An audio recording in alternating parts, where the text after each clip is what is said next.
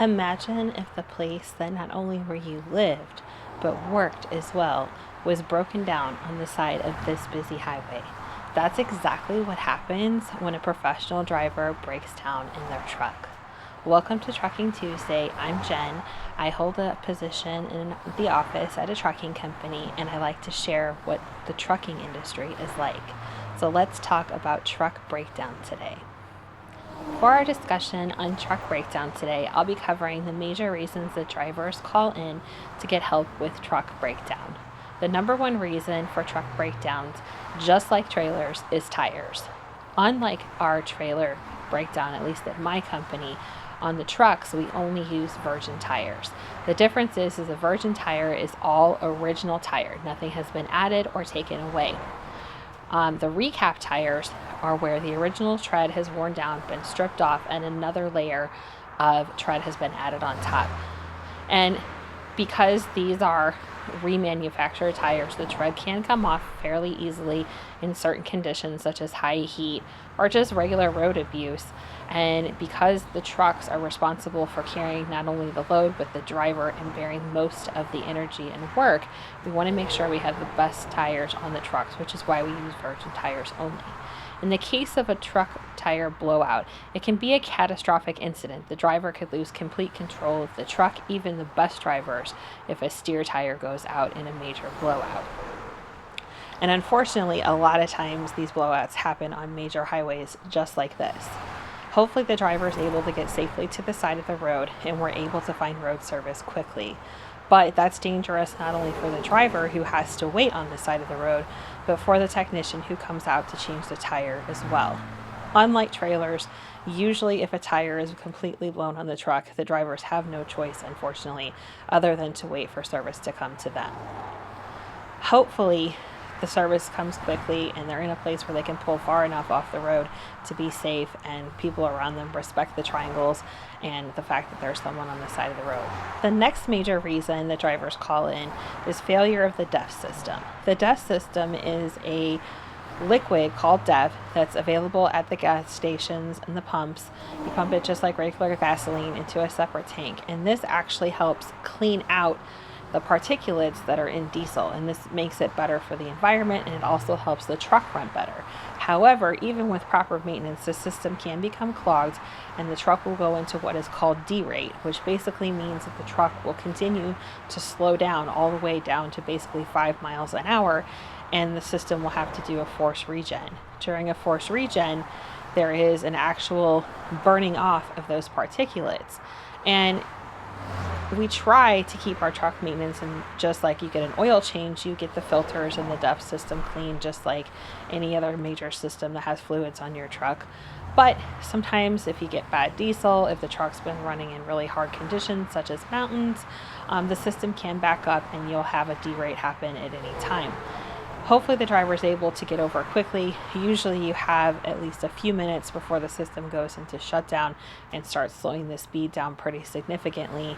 And usually a forced regen at that point will clear the system and the driver is able to roll. If not, we have to send a technician out to see if they can at least change the filter or get the driver's truck at least healthy enough to drive further down the road to a service station. Otherwise, it might involve a tow.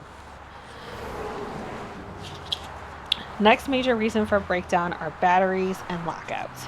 And batteries, just like in a car battery, they get run down, something happens, alternators can go out, the batteries themselves get old. Sometimes it's just a matter of maybe too many things got left on in the truck, just like if you leave your dome light in your car on all night. Other times it could be bad or dirty connections, and sometimes just a jump of the truck is all it's needed. And let me tell you about lockouts. It's more common than you think. Even drivers who carry a set of keys in their pocket and have a spare key in their wallet, sometimes when you have a lot going on, you might leave the truck and not realize that you don't have that spare set of keys and your original set of keys is in the truck. Fortunately, lots of locksmiths are trained and have the tools to deal with semi-trucks and can get into the trucks fairly easily. And it's actually one of the more cheap expenses to have to deal with a truck breakdown.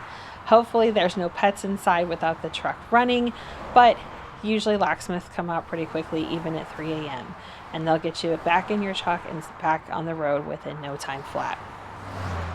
The next most common breakdown is with an APU system.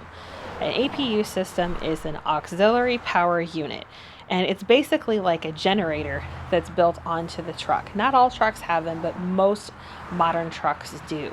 And the reason is, instead of the driver idling, basically leaving the truck running all night long or all day long when they're sleeping, they can put the APU on, and that generates power for air conditioning, heating, your microwave, your TV, anything that you want to use to run power in the truck, the APU can usually handle. Just like any other generator that is run on fuel, these are run on diesel, but they use a lot less fuel than if the driver idles the truck at night. They also use antifreeze, they use all other kinds of fluids just like a regular engine would. These things can break down, they can leak. Most common call we get is a leaking antifreeze because the connections between the engine where the main truck engine where the antifreeze is coming from, sometimes the mechanism to get from the truck antifreeze to the APU antifreeze breaks down, and sometimes they're exposed to the elements, etc., and they can break. You'll have an antifreeze leak, and then your APU won't run. Other could be that it's just not keeping up with the weather. It could be that it just needs in service.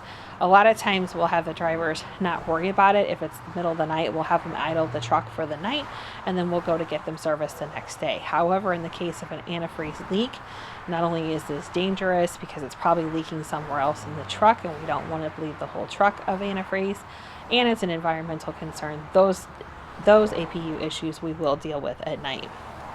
Other issues with truck breakdown include running out of fuel, which for the most part is pretty rare with most of your well-seasoned drivers. For example, with my company, we have three major fuel companies that we have on our fuel program. So there's going to be a fuel stop pretty much anywhere you go in the United States. Engine failure, which can be anything from like a belt or a fan to something catastrophic like transmission going out. Brakes, just like trailer brakes, it can't go anywhere without them. You have to have them, and there's really not any alternative, so you have to stop and get those fixed. The fifth wheel, which is what connects the truck and the trailer. Windshields cracking, windows breaking, air systems, so the air from the truck that gives the air to the trailer behind them, lights, and environmental controls. Most of these kinds of breakdowns are going to require an actual shop visit or a visit to the truck dealership, depending on the brand of truck. These usually are pretty catastrophic for the driver. There's a loss of potential downtime, and if you're not driving, you're not making money. If you own the truck, which we have some owner ops that drive for us, you could be without a truck for anywhere from a day to a couple of weeks, depending on what the problem is. At least at my company, when a driver breaks down, we usually are able to secure a sub truck for them.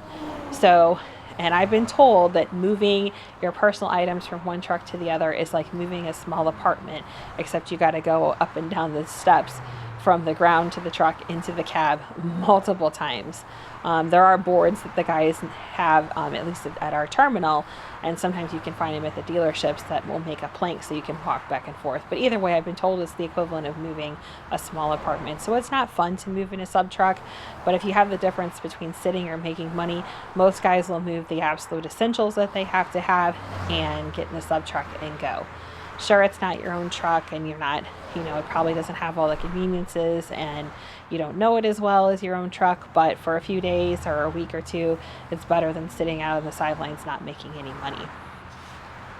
But whatever the reason is for truck breakdown, the issue is the quickness of response time in solving the problem for the driver and getting them back on the road safely. We try to do that. We try to work with most major truck stops that have their own shops, such as Loves and TAs. We also contract out all over the country with different repair shops that have mobile units that can meet our drivers on the side of the road and get them going back, or at least get them towed safely to an off-road site or a shop so that they are safe and we can assess the problem in the morning when there's more places available. But the biggest thing to prevent truck breakdown, just like trailer breakdown, is maintenance. Proper maintenance, getting your engine looked at, getting your oil changed, making sure you stay up on all your preventative maintenance is going to be the best way to prevent any catastrophic issues out on the road. Things do happen, and that's why people like me are on the after hours, are there to help you out when they do, but hopefully it's something minor and we can get you back rolling as quickly as possible. Thank you so much for watching today's Trucking Tuesday. Next week we'll be talking about accidents, and those can range from very minor to pretty significant. So if you enjoy this series, please consider liking and subscribing. If you're a professional driver, I would love to talk to you about your career. Or if you're someone who has family who's a professional driver and you'd love to share their or your own story of being a family member of a professional driver, I would love to talk to you. My email is fracturedchristian@gmail.com. Thanks so much for watching, and stay safe on the road.